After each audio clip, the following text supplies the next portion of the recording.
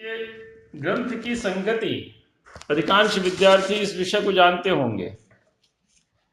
आचार्य मम्मट ने प्रथम उल्लास में काव्य प्रयोजन, काव्य हेतु, मंगलाचरण के अनंतर काव्य प्रयोजन, काव्य हेतु, काव्य भेद, इन सब का निरूपण किया।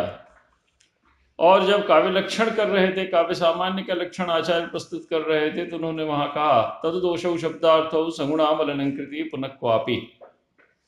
इसमें विशेष अंश है शब्दार्थौ और विशेषण अंश है अदोषौ, सगुणौ और अनलंकृति। ये तीन इसके विशेषण अंश हैं। तो इसी क्रम से आचार्य ने ग्रंथ में विवेचन प्रारंभ किया। तो सबसे पहले आचार्य ने विशेष अंश को लिया शब्दार्थौ, और शब्द और अर्थ का निरूपण करने के उपरांत आचार्य मम्मट ने द्वितीय उल्लास के अंत में शाब्दी व्यंजना और तृतीय उल्लास में आर्थी व्यंजना का निरूपण करने के बाद काव्य भेदों को लिया। तो काव्य सामान्य का लक्षण प्रस्तुत किया, फिर काव्य विशेष जो तीन काव्य भेद हैं, ध्वनि, गुणीभूत, व्यंग्य और चित्र, इसका लक्षण प्रथम उल्लास में प्रस्तुत किया। लेकिन इनके जो भेद प्रभेद हैं उनका निरूपण करने के उपरांत आचार्य दोषों का निरूपण करते हैं, फिर काव्य गुणों का निरूपण करते हैं अष्टम उल्लास में, और नवम और दशम उल्लास में आचार्य ने प्रस्तुत किया आपके अलंकारों को। तो चौथा, पांचवा और छठा ये तीनों ही उल्लास ध्वनि, गुणीभूत, व्यंग्य और चित्र काव्य के निरूपण को समर्पित हैं। तो चतुर्थ उल्लास में आचार्य ने ध्वनि काव्य का निरूपण किया है। तो इसकी पंक्ति हम प्रत्येक विद्यार्थी अपने सामने काव्य प्रकाश के ग्रंथ को रखे, काव्य प्रकाश को रखे और चतुर्थ उल्लास का जो पाठ है उसको खोल ले। और यदि आपके पास संभव हो तो आप वामन झलकीकर की टीका मिलती है संस्कृत में, उस टीका को यदि आप ले लेंगे तो विषय आपको और अधिक स्पष्ट होता चला जाएगा। तो देखिए, चतुर्थ उल्लास में आचार्य कहते हैं यद्यपि शब्दार्थयोर निर्णय कृते दोष गुणालंकाराणाम स्वरूपम अभिधानीयम तथापि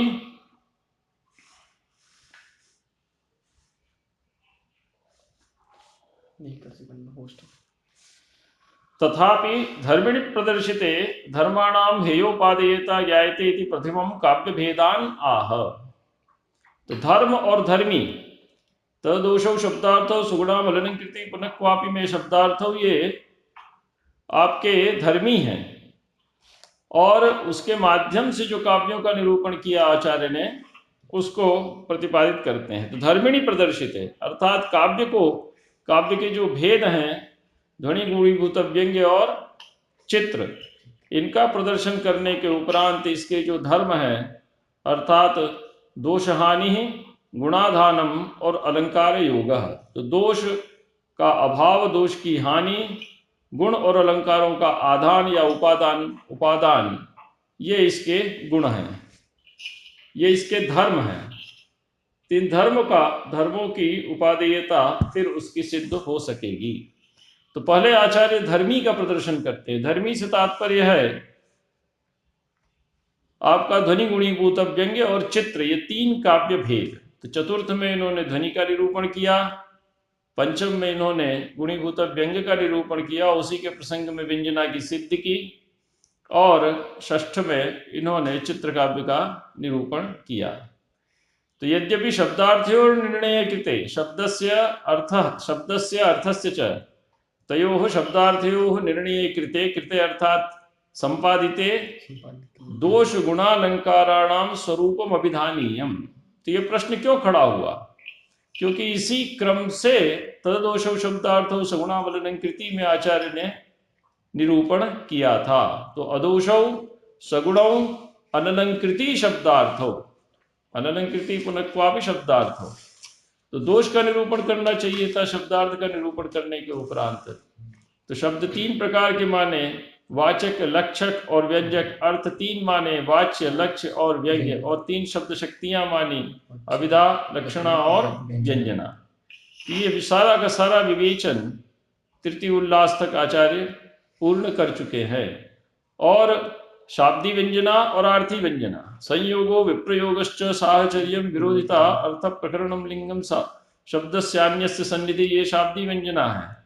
और वक्तृबोद्धव्य का नाम वाक्य वाच्यान्य सन्निधे प्रस्ताव देश कालादेर वैशिष्ट्यात् प्रतिपादिशाम, ये आर्थी व्यंजना है, जिसका निरूपण आचार्य ने तृतीय उल्लास में किया है।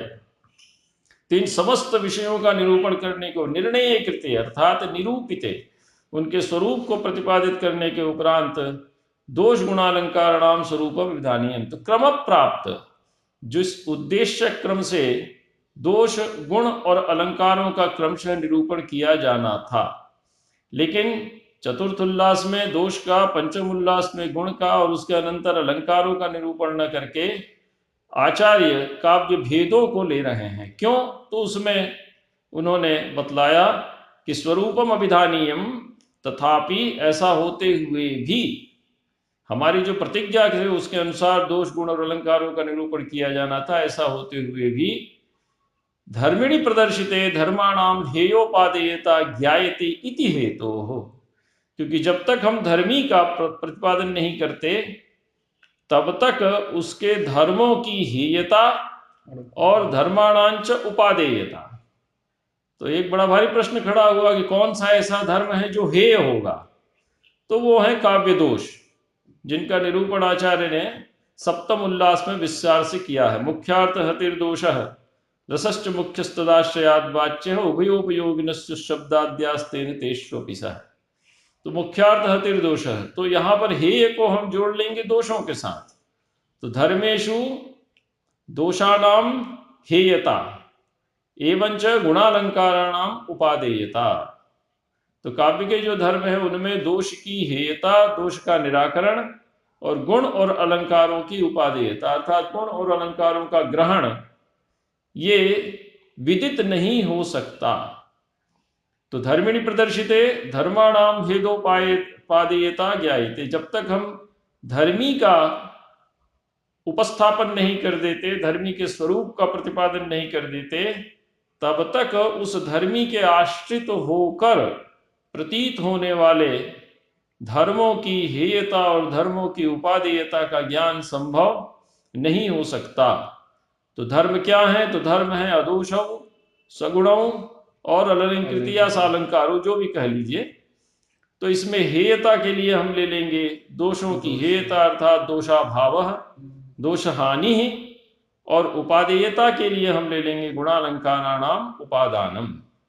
ठीक है, तो गुणालंकाराणाम उपादेयता ज्ञायते इति हेतु, इस हेतु को ध्यान में रखते हुए प्रथमम काव्य भेदान आह, सबसे पहले हम काव्य भेदों का निरूपण कर रहे हैं। तो काव्य भेद में देखिए दो मुख्य भेद माने इन्होंने ध्वनि के भेदों का एक स्वरूप आप अपने मस्तिष्क में बैठा लीजिए कि दो मुख्य भेद हैं। लिखिए अविवक्षित वाच्य ध्वनि और विवक्षितान्य पर वाच्य ध्वनि। प्रत्येक विद्यार्थी अपनी कॉपी में लिख ले, एक तरफ लिख ले अविवक्षित वाच्य ध्वनि और दूसरी तरफ लिख ले विवक्षितान्य पर वाच्य ध्वनि। अविवक्षित वाच्य ध्वनि है लक्षणामूल ध्वनि और विवक्षितान्य पर वाच्य ध्वनि है आपकी अभिधामूल ध्वनि। वहां लक्षणा नहीं आती। मुख्यार्थवादे तद्योगे रूढ़ितो तत् प्रयोजनात्, ये आप जानते ही हैं, पढ़ चुके हैं इसके पहले, लक्षणा का लक्षण। तो अविवक्षित वाच्य ध्वनि में मुख्यार्थवाद होता है, इसलिए वहां लक्षणा की आवश्यकता पड़ती है। और विवक्षितान्य पर वाच्य ध्वनि में चूंकि लक्षणा नहीं है, इसलिए सीधे अभिधा से हम व्यंग्यार्थ तक पहुंच जाते हैं और इसी में आती है रसध्वनि। विवक्षितान्य पर वाच्य ध्वनि में ही आती है आपकी रसध्वनि। अब अविवक्षित वाच्य ध्वनि के दो भेद हैं। पहला भेद है आपका अर्थांतर संक्रमित वाच्य ध्वनि और दूसरा भेद है आपका अत्यंत तिरस्कृत वाच्य ध्वनि। अर्थांतर में संक्रमित होता है क्या? वाच्य। और अत्यंत तिरस्कृत होता है कौन सा अर्थ, तो वाच्यार्थ। ये पकड़ लीजिए कि जहां लक्षणा के बल से वाच्यार्थ अर्थांतर में संक्रमित हो जाता है, अर्थात अपने मुख्यार्थ का परित्याग करके किसी दूसरे अर्थ को ग्रहण कर लेता है। और अत्यंत तिरस्कृत का अर्थ हो गया आपकी लक्षण लक्षणा। गंगायाम घोषा में गंगा शब्द से आने वाला जल प्रवाह रूपी अर्थ छूट जाता है और तट रूपी अर्थ आ जाता है जो उससे भिन्न है। तो अर्थांतर संक्रमित वाच्य ध्वनि है आपकी उपादान लक्षणा, और अत्यंत तिरस्कृत वाच्य ध्वनि है आपकी लक्षण लक्षणा। ये पकड़ लीजिए, लक्षण लक्षणा उपादान लक्षणा सब आप पढ़ चुके हैं, ठीक है। तो उसका उपादान का लक्षण क्या है बोलिए? मुख्यार्थवादे तद्योगे रूढ़ितोऽथ प्रयोजनात् अन्योर्थो लक्ष्यते यत्सा लक्षणारोपिता किया। उपादान का बोलिए। उसमें उपादान लक्षणा और लक्षण लक्षणा ये दो उसमें है। स्वसिद्धये पराक्षेपः परार्थम स्वसमर्पणम उपादानम लक्षणम चेत उक्ता शुद्धैव साद्विधा। तो स्वसिद्धये पराक्षेप ये हो गई आपकी उपादान लक्षणा। ये किसमें पाई जाएगी? अर्थांतर संक्रमित वाच्य ध्वनि में। और स्वसिद्धये पराक्षेप परार्थे स्वसमर्पणम, स्वसमर्पण वाला जो पक्ष है वो आ जाएगा आपका लक्षण लक्षणा में। ये आ जाएगी आपकी अत्यंत तिरस्कृत वाच्य ध्वनि में। बड़ा अच्छा उदाहरण है आपका। इसका उदाहरण क्या है आपका उपादान लक्षणा का?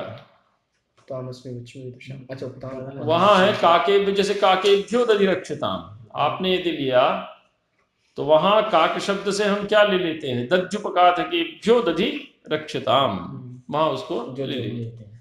जैसे कुंता प्रविशन्ति, तो कुंता कुंत में प्रवेश क्रिया सामर्थ्य नहीं है, तो वहां हम ले लेते हैं कुंत धारिणः पुरुषाः प्रविशन्ति। कुंत शब्द छूटा नहीं, तो अपने अंदर प्रवेश क्रिया की सिद्धि के लिए कुंत शब्द पुरुष का अर्थ, पुरुष का आक्षेप कर लेता है, उपादान कर लेता है, ठीक है।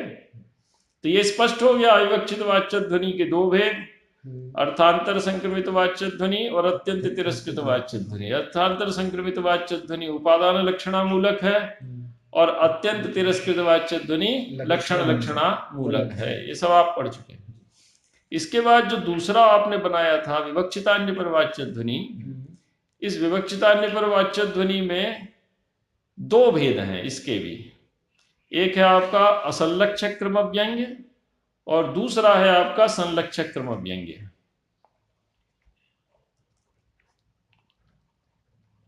हम लोगों को विवक्षितान्य पर वाच्य ध्वनि के 15 भेद देखने हैं। तो असंलक्षक क्रम व्यंग्य और दूसरा है आपका संलक्षक क्रम व्यंग्य। 16 और 2 18, ठीक है। असंलक्षक क्रम व्यंग्य ध्वनि में आ जाएगी रसध्वनि। इसके भी 8 भेद हैं। रस भाव, लिख लीजिए, रस भाव, रसाभास, भावाभास,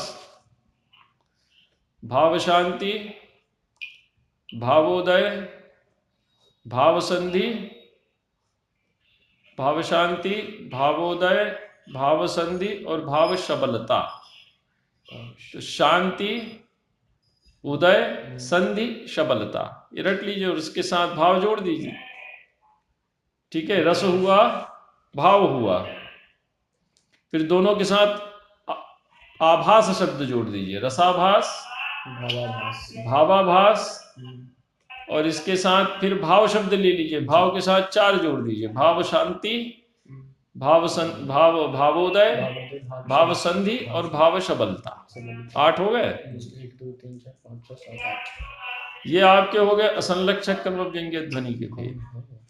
इसके बाद जो है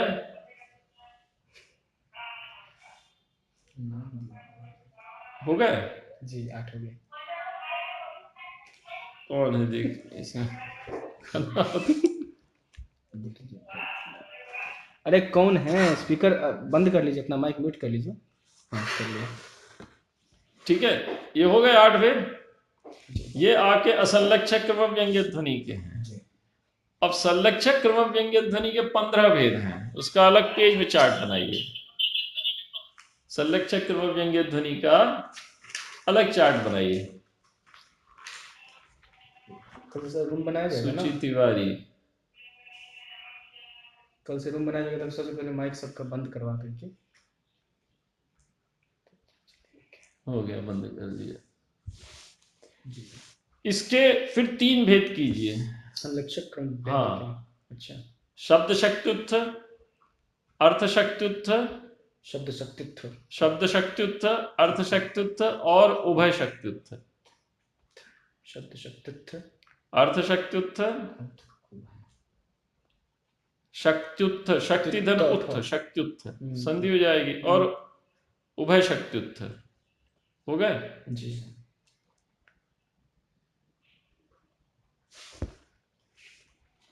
इसमें फिर अर्थ शक्तित्व के 3 भेद हैं।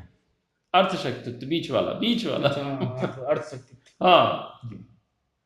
कवि प्रौढ़ोक्ति सिद्ध, प्रौढ़ोक्ति सिद्ध,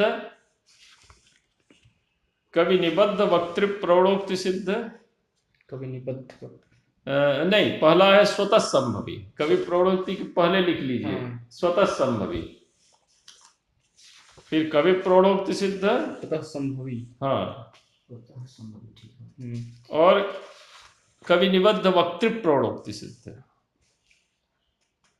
स्वतः संभवी, कवि प्रौढ़ोक्ति सिद्ध और कवि निबद्ध वक्तृ प्रौढ़ोक्ति सिद्ध। वक्ति, वक्त्री, वक्त्री, वक्तृ प्रौढ़ोक्ति सिद्ध, ये सब किताब में दिया है। देखिए, कवि प्रौढ़ोक्ति सिद्ध आपका ये कारिका संख्या 17 के बाद है। वस्तु अर्थशक्त्युद्भवोप्यर्थो व्यंजक संभवी स्वतः प्रौढ़ोक्ति मात्रा सिद्धो वा कवेस्तेनोम्भितस्य वा। कारिका संख्या 16, पेज नंबर 20 इसका। वस्तुवा लंघतिर्वेति षड्भेदोषो व्यनक्तियत् वस्तु अलंकारम अथवा तेनायम द्वादशात्मकः। फिर ये 12 प्रकार का होता है। पहला है स्वतः संभवी 4 प्रकार का, कवि प्रौढ़ोक्ति सिद्ध 4 प्रकार का, और कवि निबद्ध वक्तोक्ति प्रौढ़ोक्ति सिद्ध 4 प्रकार का। और जो अर्थ शक्त्युद्भव है वो 2 प्रकार का होता है। अर्थ शक्ति पहला जो था शब्द शक्त्युद्भव, वो 2 प्रकार का, वस्तु और अलंकार। वस्तु अलंकार और अलंकार ऐसे में अच्छी तरह से समझ में आ जाता है। हाँ, हो गया, वस्तु और अलंकार। और जो उभय शक्त्युत्व है वो एक ही प्रकार का होता है। ठीक है, शब्दार्थ उभय भूरेकः, उभय शक्ति मूलक ध्वनि जो है वो एक ही प्रकार का होता है जी। तो कितने हो गए? 18 भेद हो गए। 15, 12, 2 14 और एक 15 और एक रसद ध्वनि 16 और 2 प्रकार का लक्षणा मूलक ध्वनि 18 हो गए। तो देखिए, कारिका संख्या 18, भेदा अष्टादशास्य तत् लिखा है जी। कारिका संख्या 18 में आप देखिए तो क्या लिखा है? 18 प्रकार की मूलक ध्वनि होती है। तो 2 प्रकार की हो गई लक्षणा मूलक ध्वनि जी, 1 प्रकार और 16 प्रकार की हो गई अभिधा मूलक ध्वनि। कारिका संख्या 18, पेज नंबर 34 पेज निकालिए इसका।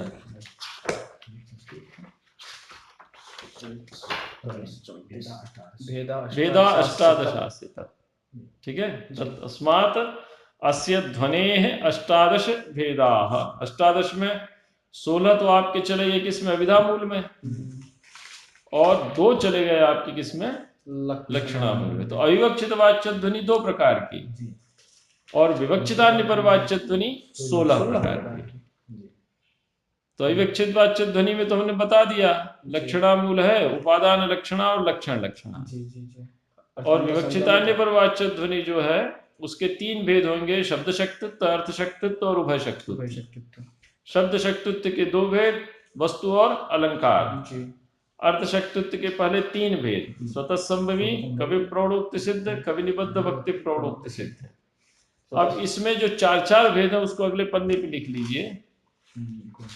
वस्तु से अलंकार, एक लाइन केवल लिख लीजिए, वस्तु से अलंकार, वस्तु से अलंकार, अलंकार से वस्तु, वस्तु से वस्तु और अलंकार से अलंकार।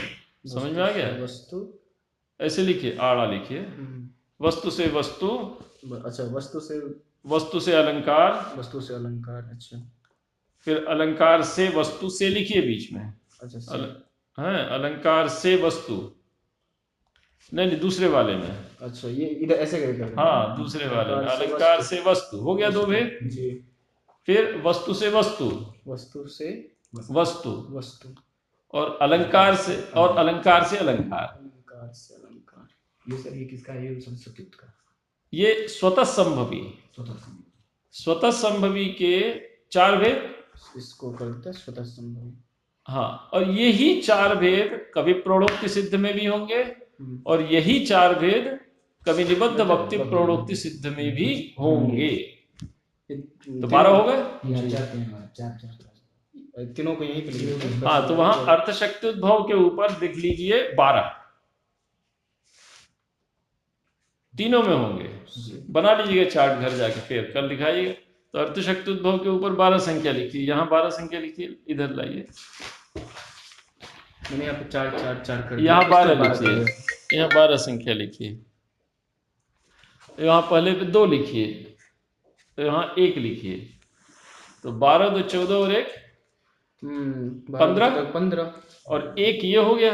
हाँ, ये एक ही माना जाता है रसध्वनि। 1 लिखिए यहाँ 16 और लक्षणा मूल में 2 लिख लीजिए। हाँ, लक्षणा मूल में ये 2 हो गए। अविवक्षित वाच्य ध्वनि यहाँ 2 लिख लीजिए, 18 हो गए जी। ठीक है। अब एक चीज और समझ लीजिए कि व्यंग्य की दृष्टि से 3 प्रकार का ध्वनि माना आचार्य ने। 3 प्रकार का ध्वनि क्या माना व्यंग्य की दृष्टि से? वस्तु, अलंकार और रस। वस्तु ध्वनि, अलंकार ध्वनि, रस। वस्तु ध्वनि, अलंकार ध्वनि और रस ध्वनि, ये पंचम उल्लास का विषय है। पंचम उल्लास में ये विषय आएगा। तो व्यंग्य दृशा त्रिविधा ध्वनि, वस्तु रूप, अलंकार रूप, रस रूप। तो इसमें देखिए, जो आपका संलक्षक क्रम व्यंग्य ध्वनि है वो केवल वस्तु और अलंकार रूप है, वहां रस नहीं है। जितने भी भेद हमने लिखा है ना 12, उसमें संलक्षक क्रम जो है केवल 12 भेद लिखवाए ना, वस्तु से वस्तु, वस्तु से अलंकार, अलंकार से अलंकार, अलंकार से वस्तु, इसमें कहीं रस है? नहीं। तो संलक्षक क्रम व्यंग्य ध्वनि वस्तु नहीं, वस्तु और अलंकार रूप है, अच्छा, उसमें रस नहीं आएगा। असंलक्षक क्रम और असंलक्षक क्रम व्यंग्य ध्वनि केवल रस रूप है, उसमें वस्तु और अलंकार नहीं आएंगे। ये रहस्य पकड़ लिया।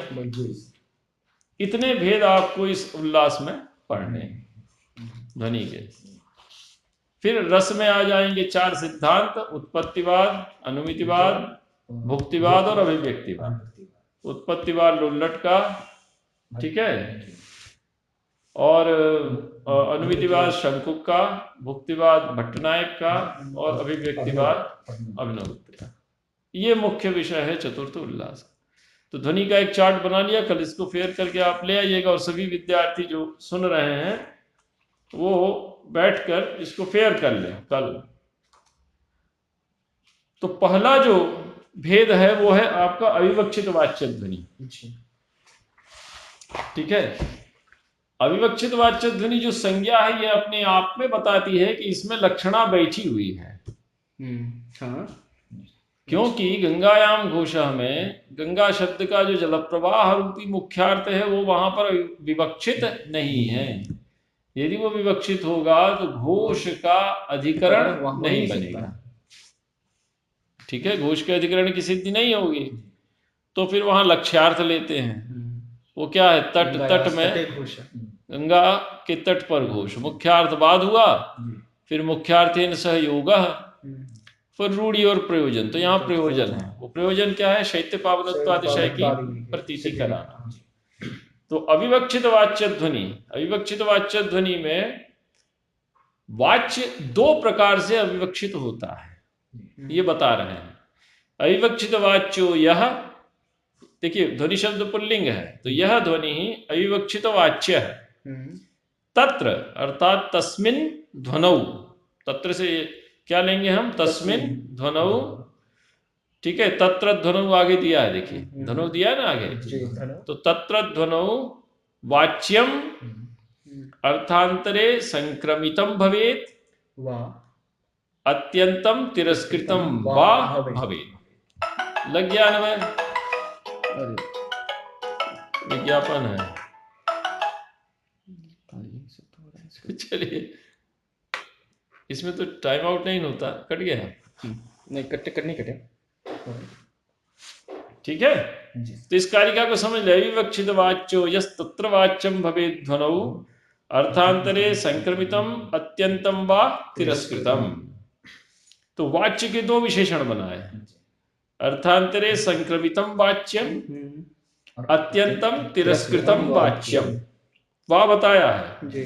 दोनों एक साथ नहीं होंगे, या तो अर्थांतर में वो संक्रमित हो जाएगा उपादान लक्षणा के आश्रित होकर, या वो लक्षण लक्षणा के आश्रित होकर अपने मुख्यार्थ का पूरी तरह से परित्याग कर देगा, ठीक है। अत्यंत तिरस्कृत वाच्य, तो सारा खेल किसका है, वाच्य के परिवर्तन का जी।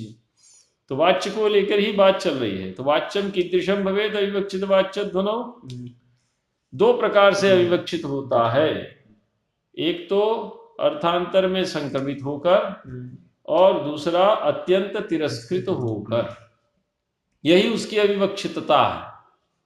विवक्षा शब्द तो आप जानते हैं ना, अविवक्षितता अर्थात वो उपस्थित तो है लेकिन उस रूप से उसका अन्वय नहीं होता।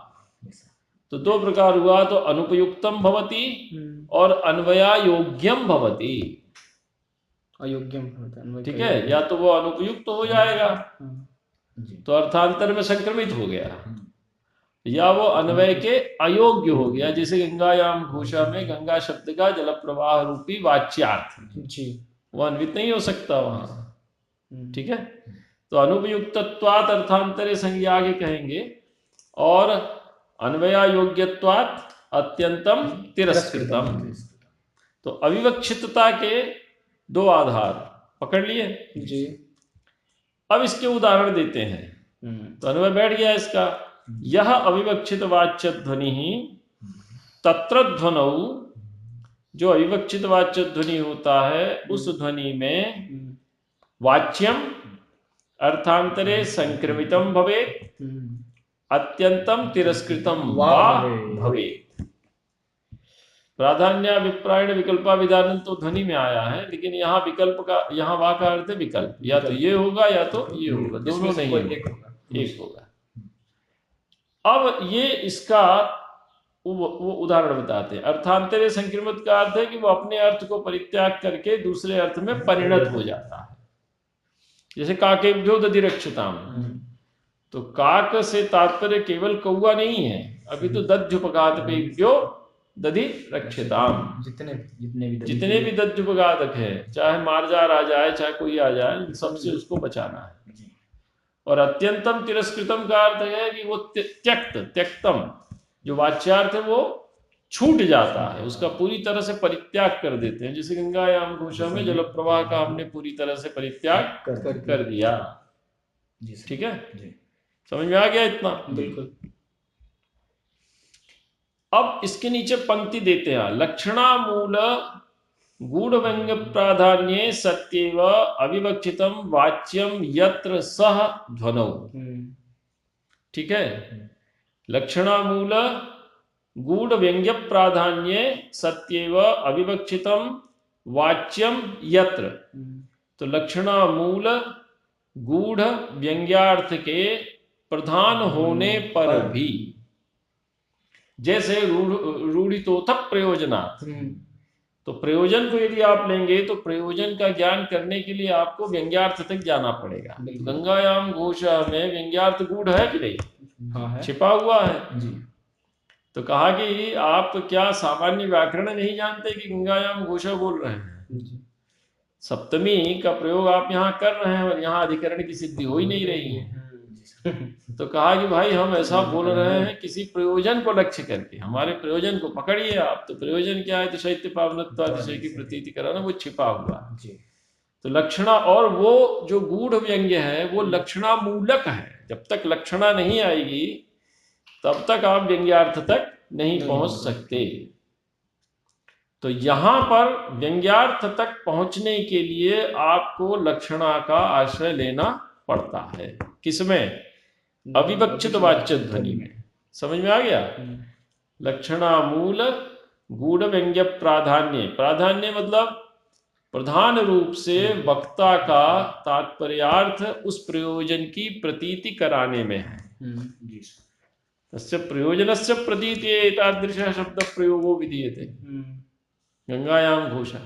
ठीक है, घोष में शैत्य पावनत्वादिशय की प्रतीति कराने के उद्देश्य से वही वहां तक पहुंचना ही हमारा उसका लक्ष्य है। सत्य व अविवक्षितम वाच्यम यत्र, उसके रहते हुए जहां पर वाच्यार्थ क्या हो जाता है? अविवक्षित हो जाता है। सह ध्वनौ इत्यनुवादात् ध्वनिरिति ज्ञेयः। तो अविवक्षित वाच्य शब्द का इन्होंने इस प्रकार से अनुवाद किया। अब इसका उदाहरण दे, इसके दो भेद इन्होंने बतलाए, हमने आपको लिखवाया है जी। पहला है अत्यंत अर्थांतर संक्रमित वाच्य ध्वनि और दूसरा है अत्यंत तिरस्कृत वाच्य ध्वनि। ठीक है, रट लीजिए इसको। तो तत्र च, तत्र अर्थात तस्मिन् अविवक्षित वाच्य ध्वनौ वाच्यम क्वचित अनुपयुज्यमानत्वात् अर्थांतरे परिणमितम। ठीक है, इसमें हेतु पकड़िए। वाच्य का अर्थांतर में जो परिणाम हो रहा है या अर्थांतर में जो परिणति हो रही है, तत्र का हेतु बताइए पंक्ति से। पंचमी लगी है, अनुपयुज्यमानत्वात्। पंचमी लगी है ना, अनुपयुज्यमानत्वात् में पंचमी लगी है, ये हेत्वर्थ है पंचमी। तो वाच्यार्थ का अर्थ अन्य अर्थ अर्थांतरम तस्मिनिति अर्थांतरे। तो वाच्यार्थ अपने अर्थ को छोड़कर अर्थांतर में जो परिणत हो रहा है उसमें हेतु क्या है? अनुपयुज्यमानत्वात्, उसका वहां पर उस रूप में प्रयोग किया जाना उपयुक्त नहीं है, तर्क संगत नहीं है। समझ में आ गया? क्वचित, तो सर्वत्र ना क्वचित। तो वाच्यम अर्थात वाच्यार्थम क्वचित अनुपयुज्यमानत्वात् अर्थांतरे परिणमितम। अनुपयुज्यमान होने के कारण अर्थांतर में वो परिणत हो जाता है। ये कहां पर आता है? उपादान लक्षणा स्थिते। ये पकड़ लीजिए, उपादान लक्षणाया स्थले वाच्यार्थस्य अनुपयुज्यता, ठीक है, दृश्यते। तो वाच्यार्थस्य अनुपयुज्यता संभवति उपादान लक्षणा। और अच्छा, इसमें जो अनुपयुज्यमानत्वात् का अर्थ है तो उसका यहाँ पर आप देखिए, इसमें बड़ा अच्छा इन्होंने अर्थ किया है। मेरे पास भी है, ले ली मैंने। हाँ, ये बहुत अच्छी ग्रंथ है। अनुपयुज्यमानत्वात् यद्रूपेण वाच्यम तद्रूपेण प्रकृतान्वये अनभिप्रेतत्वात्। साफ है? अनभिप्रेतत्वात्। वाच्य जिस रूप में विदित हो रहा है, वाच्य का अर्थ समझते हैं ना, साक्षात संकेतितम योर्थम अविदत्ते स वाच्य। तो साक्षात जो संकेतितार्थ है, साक्षात का अर्थ है अव्यवधानेन संकेत है, शब्द श्रवणानंतरमेव यस्यार्थस्य प्रतीतिर्भवति सचासौ अर्थः वाच्यार्थ। तो साफ लिखते हैं यद रूपेण वाच्यम तद रूपेण प्रकृतान्वये अनभिप्रेतत्वात्। प्रकृत का अर्थ है उस प्रकरण में, उस प्रसंग में उसका अन्वय अभिप्रेत नहीं है। किसको? वक्ता को। तो जिस रूप में वाच्यार्थ वहां प्रतीत हो रहा है उस रूप में, उस वाक्य में वक्ता को उस वाच्यार्थ का अन्वय अभिप्रेत नहीं है। तो फिर जब अभिप्रेत नहीं है तो बाधा आ गई। बाधा आ गई तो फिर हम लक्षणा से उस अभिप्रेतार्थ को ले लेते हैं, लक्ष्यार्थ रूपी अभिप्रेतार्थ को हम ले लेते हैं। तो काकेभ्यो दधिरक्षताम में यदि काक से केवल काक अर्थ लेंगे तो अन्य कोई दध्युपघातक उपस्थित होगा तो दधि उसका का रक्षण न करो। रक्षण नहीं होगा। नहीं होगा। लेकिन काकेभ्यो दधि रक्षताम में तात्पर्य क्या है कि दध्युपघातकेभ्य सर्वेभ्यो दधि रक्षताम। ठीक है जी। तो वो काक शब्द का काक जो है उसका परित्याग करके हम ले लेते हैं किसको, दध्युपघात को ले लेते हैं। काक उस रूप में वहां अन्वित होने में उपयुक्त नहीं है। तो यद रूपम वाच्यम तद्रूपेण प्रकृतान्वये अनभिप्रेतत्वात्। ये जो पंक्तियां हैं ये पंक्तियां ये जो टीकाएं हैं ये टीकाएं इन पंक्तियों के रहस्य को खोलती हैं। तो जैसे अनुपयुज्यमानत्वाद यदि कह दिया तो अनुपयुज्यमानत्वाद में आप घूमते रहिए कि इसका अर्थ क्या है। अनभिप्रेत जिस रूप में वाच्य वहां कथित है उस रूप में प्रकृत अर्थ में उसका अन्वय वक्ता को अभिप्रेत नहीं है। ठीक है ये पकड़ लीजिए। अर्थांतरे अर्थांतरे का अर्थ है वाच्य लक्ष्य साधारण अर्थे। ये कहते हैं अर्थांतरे अन्य प्रकारेण वाच्य लक्ष्य साधारणे अर्थे। वो क्या हो जाता है, परिणमित हो जाता है। ठीक है परिणमितम, तो जब वो परिणत हुआ तो कौन सा अर्थ विदित हुआ, लक्ष्यार्थ हमको विदित हुआ। तो तादृशार्थस्य लक्ष्यकम इत्यर्थ। परिणमितम का अर्थ क्या हो जाता है, उपयुक्त और अन्वित होने वाले अर्थ को लक्षणावृत्ति से उपस्थित कर देता है। शब्द नहीं बदलेगा, शब्द वही रहेगा जी, शब्द तो वही रहेगा, शब्द तो वही रहेगा, वाचक वही रहेगा, वृत्ति उसकी बदली। तो जब हमने अभिधा ली वाच्यार्थ उपस्थित किया तो वाच्यार्थ बाधित हो रहा, वो प्रकृति में अन्वित नहीं हो रहा है। तो प्रकृति में अन्वित नहीं हो रहा है तो हमने लक्षणा ली, लक्षणा से उसी शब्द से हम तत्संबंधी लक्ष्यार्थ को लेकर प्रकृति में अन्वय करके काम अपना कर लेते हैं। समझ में आ गया क्रम विचार का क्रम है जी। तो है छोटी सी पंक्ति लेकिन इसका उसका निकलता है। अब ये सब टीकाओं से और अधिक स्पष्ट हो रहा है, इसमें अभी एडमिट हो ही रहे हैं। समझ में आ गया, चले आगे। अब उदाहरण दिया, बड़ा अच्छा उदाहरण है। त्वाम अस्मि वच्मि विदुषाम समवायोत्र तिष्ठति आत्मीयाम मतिमास्थाय स्थितिमत्र विधेहि तत्। ठीक है देखिए इसमें अस्मि ये पद आया है तो अस्मि क्या है, ये क्रियापद है, लेकिन ये अहम अर्थ है अव्ययम, ये पकड़ लीजिए। गुरु कह रहा हो शिष्य। हाँ तो अस्मि शब्द क्या है, अहम के अर्थ में ये अव्यय है। तो अस्मि से हम क्या लेंगे, अहम, अहम वच्मि। ठीक है अस्मि से क्या ले लेंगे हम, अहम वच्मि, मैं बोल रहा हूं किससे, त्वाम। तो दोनों प्रत्यक्ष उपस्थित है जी। तो जब दो व्यक्ति प्रत्यक्ष उपस्थित होते हैं तो ऐसा बोला जाता है अरे हम आपसे कह रहे हैं। कई लोग उपस्थित तब न बोले कि अरे नहीं हम उनसे कह रहे हैं। लेकिन यहाँ एक गुरु बैठा, एक शिष्य बैठा, गुरु जी शिष्य से कह रहे हैं अरे मैं तुमसे कह रहा हूं, जरा ध्यान से सुनना। तो अहम त्वाम वच्मि, अस्मि से क्या ले लेंगे, अहम, अहम त्वाम वच्मि अत्र अस्याम सभायाम विदुषाम समवायः तिष्ठति। समवाय का अर्थ क्या है, सर्वेपि अधीति वेदिन अधीतिनः सन्ति, वेदाधीतिनः सन्ति।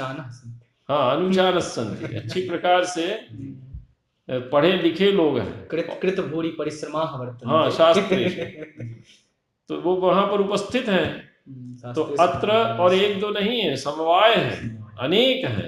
एक छोड़ देगा तो दूसरा नहीं छोड़ेगा, तीसरा नहीं छोड़ेगा, कोई ना कोई तो यदि तुम्हारी मूर्खता होगी तो पकड़ लेगा। तो इतनी व्यंजनाएं निकलती हैं इससे।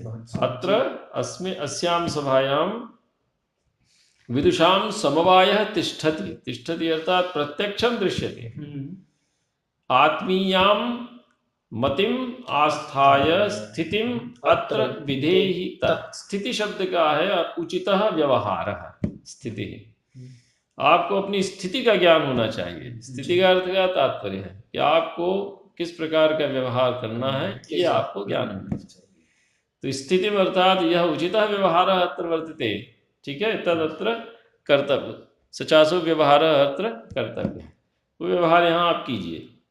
तो अत्र अर्थात अस्याम सभायाम स्थितिम विधेहि, किम कृत्वा तो आस्थाय, लप लगा दिया। कुत्र आस्थाय तो मतिम आस्थाय। कुत्र ठीक है, अपनी बुद्धि को नियंत्रित करते हुए, और आत्मीयाम, आत्मीयाम मतिम आस्थाय अर्थात अपने सामर्थ्य पर अच्छी प्रकार से विचार करके कि कितना शास्त्र में कितना गहन प्रवेश मेरा है। जी। तो आत्मीयाम मतिम आस्थाय अत्र तत् अर्थात तस्मात्, तस्मात् अत्र अस्याम सभायाम आत्मीयाम मतिम आस्थाय, लप लगा है, एवं कृत्वा स्थितिम विदेहि, यादृशः व्यवहारः अत्र अपेक्षते तादृशः व्यवहारः अत्र कर्तव्यः। यदि आप स्थिति का उल्लंघन करके कुछ ओवर कॉन्फिडेंस में व्यवहार करेंगे तो गड़बड़ी हो सकती है। तो यहां पर गुरु जी उससे बोल रहे हैं, तो नीचे देखिए, अत्र वचनादि उपदेशादि रूपतया परिणमति। बोल तो रहे वचमी, वचमी क्रिया से क्या अर्थ निकला? वचन, कि हम उनसे बोल रहे हैं। लेकिन यहाँ जो वचन है यह उपदेश के रूप में परिणत होता है। और उपदेश किसको दिया जाता है? शिष्य को। जिस शिष्य का हित साधन, वैसे तो सभी शिष्यों का हित साधन गुरु चाहते हैं, तो जिस शिष्य का विशेष रूप से विशेष परिस्थिति में हित साधन गुरुजी करना चाहते हैं, उसी को उपदेश देते हैं। नहीं तो ठीक है भाई, आपको जो सूझे कीजिए। तो शिष्य सभा में अपनी योग्यता के अनुरूप व्यवहार करता हुआ प्रतिष्ठा प्राप्त करे। गुरुजी चाहते हैं कि वह प्रतिष्ठित हो, ऐसा नहीं हो कि उसकी प्रतिष्ठा न हो, इसलिए वो उसको उपदेश दे रहे हैं। तो जो वचमी क्रिया है, यह वचमी क्रिया वस्तुतः यहाँ पर उपदेश इस अर्थ में परिणत हो जाती है। समझ में आया? तो वचन रूप में इसका अन्वय नहीं हो रहा है, इसका वचन रूप में यहाँ पर अन्वय नहीं हो रहा है। इसका उपदेश किस रूप में अन्वय हो रहा है? उपदेश रूप में अन्वय हो रहा है। स्पष्ट हो गया? तो प्रकृतान्वये अनभिप्रेतत्वा। अरे क्या जरूरत भाई, वो सामने बैठा हुआ है, प्रत्यक्ष दिखाई दे रहा है, फिर भी आप संबोधित कर रहे हैं, फिर भी आप बोल रहे हैं। तो ऐसा इसलिए करना चाहते हैं क्योंकि वो इसके हित साधक हैं, अत्यंत हित साधक हैं, इसलिए उसको उपदेश दे रहे हैं। उचित व्यवहार का, सभा में उचित व्यवहार का उपदेश दे रहे हैं। फिर उस शिष्य से कह रहे हैं कि अब आप सभा में व्यवहार कीजिए, तो सतर्क हो जाएगा। चले आगे। दूसरा जो है, क्वचित अनुपपद्यमानतया अत्यंतम तिरस्कृतम। अब इसमें देखिए, इसमें भी तृतीया लगी है। अनुपपद्यमानता, अनुपपद्यमानस्य भाव, अनुपपद्यमानता, और फिर तृतीया में रूप चला दीजिए तो तया बन जाएगा। तो अनुपपद्य मान तया अत्यंतम तिरस्कृतम। ठीक है, इसका भी आचार्य ने यहां पर अर्थ किया है। चलिए, तो क्वचित कहीं पर, अच्छा, अत्यंतम तिरस्कृतम का अन्वय करेंगे किससे? अच्छा, अत्यंतम तिरस्कृतम किम? अविवक्षित वाच्य, वाच्यम, वाच्य है ना जी, वाच्य है ना कारिका में। तो ये मान लीजिए, देखिए ऊपर भी आया था, अर्थांतरे परिणमितम वाच्यम, अर्थांतरे संक्रमितम कारिका में कहा, और वृत्ति में कह दिया था अर्थांतरे परिणमितम। तो परिणमितम ये विशेषण किसका बनेगा? वाच्य का। तो किम परिणमितम? वाच्यम परिणमितम। ऐसे ही हाँ, अत्यंतम तिरस्कृतम किम? वाच्यम। कह तत्र हेतु अनुपपद्यमानता। ठीक है, और वहां पर हेतु माना था अनुपयुज्यमानता। तत्र पुनः हेतु अनुपयुज्यमानता। उपादान लक्षणायाम, उपादान लक्षणा प्रसंगे एवं लक्षण लक्षणा प्रसंगे अनुपयुज्यमानता, अनुपपद्यमानता, अनुपयुज्यमानता नहीं, अनुपपद्यमानता, वो उपपन्न ही नहीं हो रहा है। अर्थात प्रकृति में उसका अन्वय उपयोगी है ही नहीं, किसी भी प्रकार से उपयोगी नहीं। जल प्रवाह का घोष का अधिकरण बनने में अन्वय उपयोगी है? नहीं है, बिल्कुल नहीं। गंगा शब्द का जल प्रवाह, तो प्रकृतान्वयानुपयोगितया, अनुपपद्यमानतया का अर्थ क्या है? प्रकृतान्वयानुपयोगितया, प्रकृते अन्वयस्य अनुपयोगिता इति प्रकृतान्वयानुपयोगिता तया। ठीक है, प्रकृतान्वयानुपयोगितया, ये पकड़ लीजिए। अनुपयुक्तमानता का अर्थ है जो प्रकृत अर्थ है, उस प्रकृत अर्थ में उसका अन्वय किसी भी प्रकार से उपयोगी सिद्ध नहीं होता, इसलिए वो क्या हो जाता है? अत्यंत तिरस्कृत हो जाता है। तिरस्कृत शब्द का अर्थ है त्याज्य। तिरस्कृत का अर्थ क्या है? त्याज्य, अग्राह्य, उसको छोड़ देते हैं। तो अत्यंतम तिरस्कृतम वाच्यम यत्र भवति तत्, ये दूसरा भेद है। अत्यंत तिरस्कृत वाच्य ध्वनि, जैसे गंगार्थः तीरे, गंगा शब्द से यह वाच्यार्थ वर्तते, वो जब उस रूप में अन्वित होने में अनुपयोगी सिद्ध होता है तो वो तीर में संक्रमित हो जाता है। तीर रूपी अर्थ को वो ले लेता है, अपने अर्थ को छोड़कर संक्रमित में अपने को परित्याग करके तीर रूपी अर्थ का हम वहां ग्रहण कर लेते हैं। तो उपादान लक्षणा के अतिरिक्त जितने भी लक्षणा के स्थल हैं उन सभी में हो जाता है। लक्षणा में हेतु माने न तत्सादृश्यम, तदन्यत्वम, तदल्पत्वम, विरोधिता और अप्राशस्त्यम, अभावश्च नहीं, ये वो तो सादृश्य का बताया है इसमें। ठीक है, एक मिनट। हाँ बोलिए।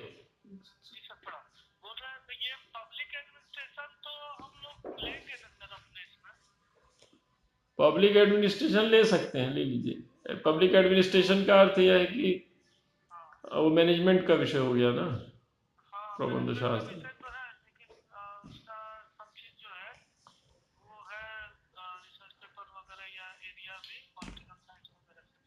हाँ तब ले लीजिए, तब ले लीजिए, ठीक है। हाँ हाँ, हम आते हैं थोड़ी देर में जी। जी जी, चले जी, फिर अनम्यूट करें। तो इसमें उदाहरण इन्होंने क्या दिया? उपकृतम, ये द्रुत विलंबित छंद में है। उपकृतम बहुतत्र किमुच्यते, सुजनता प्रथिता भवता परम, विददतीदृशमेव सदा सखे, सुखितमास्व ततः शरदाम शतम। ठीक है, तो ये वस्तुतः बहुभिः अपकारैः तप्यमानस्य कस्यचित् उक्तिरियम्। कोई व्यक्ति किसी दूसरे व्यक्ति से के द्वारा किए गए अनेक अपकारों से पीड़ित है, वो हमेशा जब भी करता है तो उसका अपकार ही करता है। तो एक दिन वो मिल गया तो उसने कहा वाह साहब आपने तो बड़ा उपकार किया हमारा। वो जानता है कि इसने हमारा अपकार किया है। देखिए यहाँ वो भी जानता है कि हमने इसका अपकार किया है, तो यहाँ वक्तृबोद्धव्य काकू नाम वाक्यवाच्या में सन्निधेय विषय आ जाता है, वक्ता और बोद्धा। तो वक्ता भी विशिष्ट है, बोद्धा भी विशिष्ट है, तब यह अर्थ निकलेगा। उपकार का अर्थ अपकार, इसी को विपरीत लक्षणा कहते हैं। ठीक है, विपरीत लक्षणा इसको कहा जाता है। तो उसमें हेतु है लक्षणा के 5 हेतु हैं। लक्षणा पंचधा मता। चलिए, तो उपकृतम बहुतत्र किमुच्यते, अरे साहब आपने तो बड़ा भारी उपकार किया। बहु उपकृतम, और तत्र अर्थात तस्य उपकारस्य विषये किमुच्यते, अर्थात ऐसा उपकार किया है जो अवर्णनीय है, क्या कहा जाए, हाँ वक्तुम न शक्यम। ठीक है, ऐसा उपकार आपने किया है कि हम उस उपकार का वर्णन ही नहीं कर सकते। तो बहु उपकृतम, तत्र अर्थात तस्य उपकारस्य विषये किमुच्यते, अरे मैं क्या कहूँ, मेरे पास तो शब्द नहीं है आपके द्वारा कहे गए उपकार का वर्णन करने के लिए। भवता परम सुजनता प्रथिता, आपने मेरे प्रति बहुत अधिक सौजन्य का व्यवहार किया, दिखलाया है। दिखलाया है, प्रथिता। सौजन्य मतलब सज्जनता। सज्जनता का। तो सज्जनता का प्रथिता अर्थात उसको विस्तार कर दिया है। जी। एक दो नहीं, अनेक सौजन्यपूर्ण व्यवहारों को आपने मेरे प्रति प्रस्तुत किया है। ठीक है, इसलिए ततः, ठीक है, ईदृशम विदधत, इसी प्रकार से मेरे प्रति सौजन्यपूर्ण व्यवहार करते हुए, कुर्वन्, विदधत मतलब क्षत्रिय है, कुर्वन् शरदाम शतम सुखितम आस्व, बन गया ना?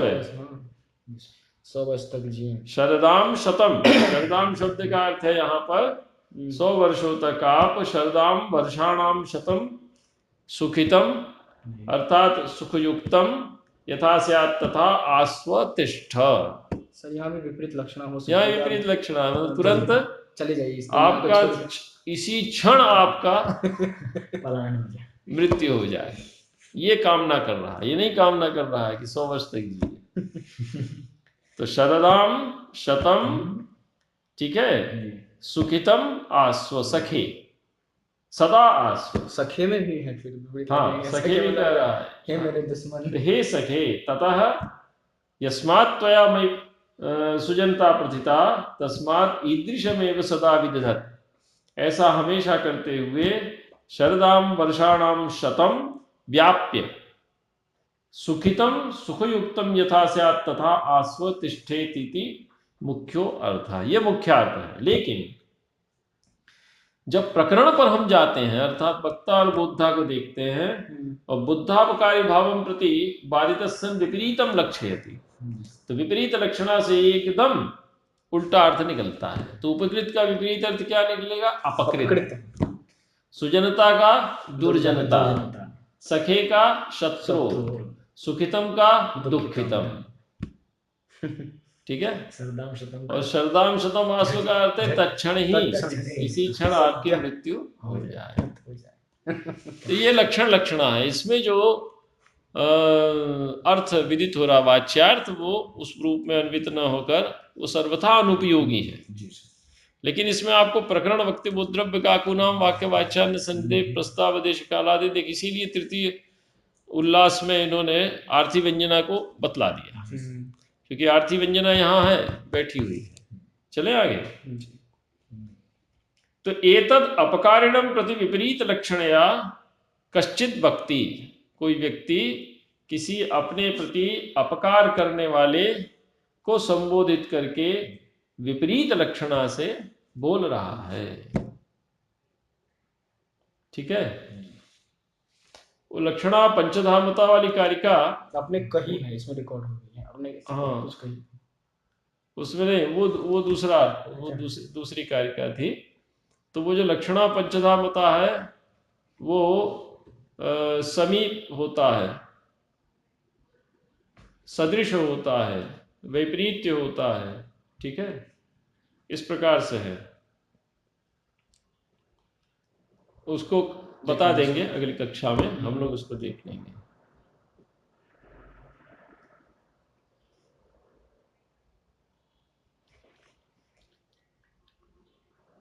चलिए, तो यहां पर अनुपपद्यमानतया अत्यंतम तिरस्कृतम, तो उपकृतम अत्यंत तिरस्कृत हो जाता है और विपरीत अर्थ अपकृतम में परिणत हो जाता है।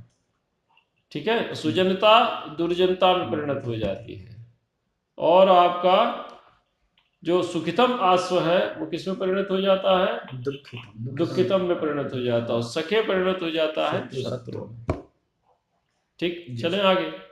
तो एतद अर्थात एतद यद वचनम वर्तते तत् अपकारिणम प्रति, कोई अपकार करने वाले व्यक्ति के प्रति विपरीत लक्षणाया कश्चित भक्ति, विपरीत लक्षणा का आश्रय लेकर कोई व्यक्ति बोलता है। तो विपरीत लक्षणा में मुख्यार्थ के विपरीत अर्थ निकलता है, लेकिन वो जो दूसरा अर्थ निकलता है वो लक्षणा के आश्रित होकर निकलेगा, बिना किसी वृत्ति के द्वारा निकलेगा नहीं। तो वहां कौन सी वृत्ति मान लेते हैं? मुख्यार्थवाद हुआ तो लक्षणा मान लेंगे। ये हो गया आपका क्या? अविवक्षित वाच्य ध्वनि का विषय। तो इसके ये दो लक्षण हैं। इसका मुख्य लक्षण है विवक्षित वाच्यो यस्तत्र वाच्यम भवेद् ध्वनो, उसके दो भेद है, लक्षणामूल गुण व्यंग्य प्राधान्य, ये तो उसका वृत्ति है। उसके बाद तत्र वाच्यम क्वचित् अनुपयुज्यमानत्वाद् अर्थांतरे परिणमितम और क्वचित अनुपद्यमानतया अत्यंतम तिरस्कृतम। तो अर्थांतर संक्रमित वाच्य ध्वनि और अत्यंत तिरस्कृत वाच्य ध्वनि। तो अर्थांतर संक्रमित कौन हो रहा है? वाच्य। अत्यंत तिरस्कृत कौन हो रहा है? वाच्य। ये पकड़ लीजिए, ठीक है। अब इसके बाद आपका दूसरा है भेद इसका, विवक्षितान्य पर वाच्य ध्वनि। तो विवक्षितान्य पर वाच्य ध्वनि में देखिए विवक्षित शब्द है और उसमें अविवक्षित शब्द था। तो विवक्षित का अर्थ है वाच्य उस रूप में अन्वित तो होता है, अभिधा मूल, हाँ, अभिधा मूल लक्षण, अर्थात वाच्यार्थ का परित्याग नहीं होता। लक्षणा में तो छूट गया जी, लक्षणा मूल ध्वनि में, लेकिन अभिधा मूल ध्वनि में वाच्य अन्वित तो होता है, लेकिन उसका उद्देश्य अन्य पर होता है। अन्य पर मतलब निष्ठ। तो उसका उद्देश्य वाच्यार्थ की प्रतीति कराने मात्र तक सीमित नहीं है, अपितु वाच्यार्थ के आगे व्यंग्यार्थ की प्रतीति कराना भी है। दोनों का होता है। तो वह अपने अस्तित्व को विगलित करके व्यंग्यार्थ की प्रतीति के प्रति अपने संपूर्ण सामर्थ्य को समर्पित कर देता है। जैसे समर्थक नेताजी के प्रति वफादार होंगे तब ना नेताजी नेताजी कहलाएंगे। वफादार नहीं होंगे तो नेताजी का नेतृत्व रखा रह जाए, क्या आपत्ति। तो अपने संपूर्ण सामर्थ्य को व्यंग्यार्थ की प्रतीति के प्रति अन्य पर का ये अर्थ है, समर्पित कर देता है। कौन? वाच्यार्थ। ठीक है, ये हो गया आपका क्या, विवक्षितान्य पर वाच्य। अन्य पर का अर्थ क्या? अन्य का व्यंग्यार्थ। तो व्यंग्यार्थम अवलिक्ष्य स्वकीयम संपूर्ण सामर्थ्यम समर्पयति, अपने संपूर्ण सामर्थ्य को, अपने अर्थ को व्यंग्यार्थ के प्रति वो समर्पित कर देता है। तो विवक्षितम चान्यपरम वाच्यम यत्रापरस्तु सह अपरः, अपरः ध्वनि ही, ठीक है, सह अपरः यत्र वाच्यम विवक्षितम अन्य परम च। दो विशेषताएं हैं, वो विवक्षित तो होता है लेकिन अन्य पर होता है। अन्वय लग गया इसका? व्यंग्य पर निष्ठ होता है, तो व्यंग्य के प्रति समर्पित हो जाता। पर का अर्थ क्या है? तन्निष्ठ, अर्थात उसका पूरा का पूरा सामर्थ्य व्यंग्यार्थ की प्रतीति के प्रति समर्पित हो जाता है। इसका अन्वय लगा लीजिए, सह ध्वनि ही अपरः, अपरः स्वः, द्वितीय सह ध्वनि ही, ठीक है, यत्र यस्मिन् वाच्यम विवक्षितम अन्य परंच भवति। केवल विवक्षित होगा तो नहीं, अन्य पर होकर विवक्षित होगा, या विवक्षित होते हुए भी अन्य पर होगा। समझ आ गया? व्यंग्यार्थ की प्रतीति कराने में अपने संपूर्ण सामर्थ्य को जो लगा दे, जोर लगा दे, जान लगा दे, ठीक है। तो अन्य परम देखिए नीचे लिखा है व्यंग्यनिष्ठम, ठीक है, व्यंग्यनिष्ठ होता है। अब इसके भी दो भेद किए, एष च, एष अर्थात एष ध्वनि, ये भी दो प्रकार का होता है। कोप्य लक्ष्य क्रम व्यंग्यो लक्ष्य व्यंग्य क्रम परः, ठीक है। अलक्ष्य क्रमः व्यंग्यः, अलक्ष्यते व्यंग्यस्य क्रमः, व्यंग्य प्रतीते वाच्य व्यंग्योः प्रतीते क्रमः न लक्ष्यते, अलक्ष्यते, ठीक है। वो क्या हो गया? सह अलक्ष्य क्रम व्यंग्य ध्वनि। तो क्रम किसका? तो क्रम है आपका, किसका क्रम? कोई विज्ञापन है या दिल्ली विज्ञापन, तो किसका क्रम? वाच्य और व्यंग्य की प्रतीति का क्रम। देखिए दो धाराएं हैं, एक तो विभावानुभाव व्यभिचारी की प्रतीति का क्रम और एक वाच्य और व्यंग्य की प्रतीति का क्रम। लेकिन वाच्य और व्यंग्य की प्रतीति ही लेके चलिए, दो अर्थ आए ना, एक वाच्य आया और एक व्यंग्य आया। तो अनयोर क्रमः यत्र न लक्ष्यते, वो हो गया क्या? अलक्ष्य क्रम व्यंग्य ध्वनि या असंलक्ष्य क्रम व्यंग्य ध्वनि। लक्ष्य या संलक्ष्य, न संलक्ष्यते या न लक्ष्यते, ठीक है। न लक्ष्यते किया तो अलक्ष्य क्रम व्यंग्य ध्वनि हो गया, न संलक्ष्यते किया तो असंलक्ष्य क्रम व्यंग्य ध्वनि। और यत्र पुनः वाच्य व्यंग्यो प्रतीते क्रमः संलक्ष्यते, वो हो गया लक्ष्य क्रम व्यंग्य ध्वनि। तो लक्ष्य व्यंग्य क्रम ध्वनि कहाँ होगा, हमने चार्ट बताया है, मतलब बताइए किस किस भेद में होगा। वस्तु अलंकार और रस में से किन भेदों में लक्ष्य व्यंग्य क्रम होगा? एक सिर्फ रसद ध्वनि में होगा, एक वस्तु अलंकार और इसमें होगा। तो रसद ध्वनि में कौन सा होगा? असंलक्षक क्रम व्यंग्य। और संलक्षक क्रम व्यंग्य होगा अलंकार में क्या कहते हैं, वस्तु हाँ, ध्वनि, वस्तु ध्वनि और अलंकार ध्वनि में। जब वस्तु प्रधान रूप से व्यंग्य होकर प्रस्तुत, वस्तु का अर्थ होता है इतिवृत्त, कथानक, स्टेटमेंट। जब प्रधान रूप से चमत्कारकारी होकर उपस्थित होगा तो वहां पर होगी संलक्षक क्रम व्यंग्य ध्वनि। और यदि अलंकार प्रधान रूप से चमत्कारकारी होकर उपस्थित होता है कविता में तो वहां पर भी होगी क्या, संलक्षक क्रम व्यंग्य ध्वनि। और रस प्रधान होगा तो वो हमेशा असंलक्षक क्रम व्यंग्य होगा। साफ देख लीजिए, कोई कविता को आप आस्वाद करते हैं तो आपको एकाएक चमत्कृत हो उठते हैं, तो क्या आप क्रम से चमत्कृत हुए? नहीं ना, एकाएक। वहां आपको वाच्य और व्यंग्य की प्रतीति का क्रम विदित नहीं होता, प्रसन्न चित्त प्रसन्न हो जाए। तो अलक्ष्येति न खलु विभावानुभाव व्यभिचारिणे रसः रसस्तैरित्यस्ति क्रमः स तु लाघवान् न लक्ष्यते। यहाँ ये दूसरी बात करते हैं कि विभाव, अनुभाव और व्यभिचारी तीन हैं। विभाव, अनुभाव, व्यभिचारी संयोगादश निष्पत्ति आचार्य भरत मुनि ने कहा, ये उनका रस निष्पत्ति सूत्र है। तो विभाव, अनुभाव और व्यभिचारी रस नहीं है, अच्छा, अपितु रसस्तैरित्यस्ति क्रम। तो ये तृतीया पे ध्यान दीजिए, तई है ना, तैरित्यस्ति क्रम। तो ये सहार्थक है, अर्थात जब तक ये रहेंगे तभी तक रस की प्रतीति होगी। एक तो अर्थ ये विदित हुआ, दूसरा है कि ये ही रस नहीं है अपितु रस प्रतीति में सहायक है, माध्यम है, ये मीडियम है। विभाव, अनुभाव और व्यभिचारी क्या है, रस प्रतीति में माध्यम है।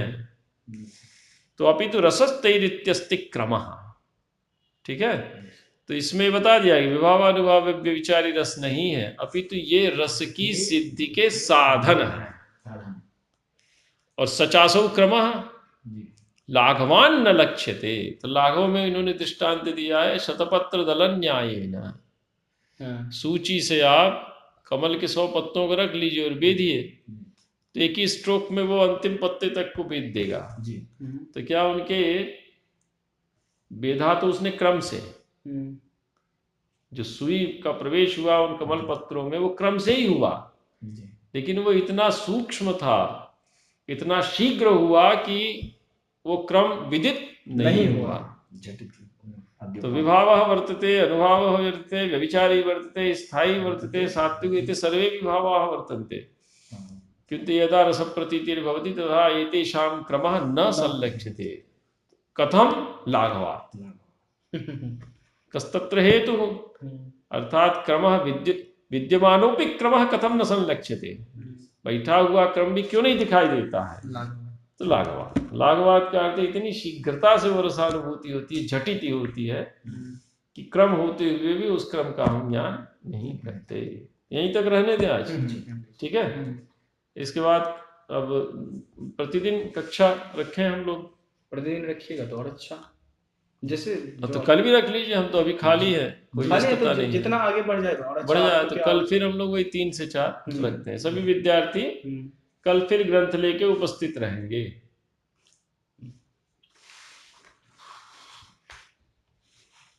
एक पेज हो गया। हाँ अभी तो थोड़ा विस्तार से चले जा रहे हैं।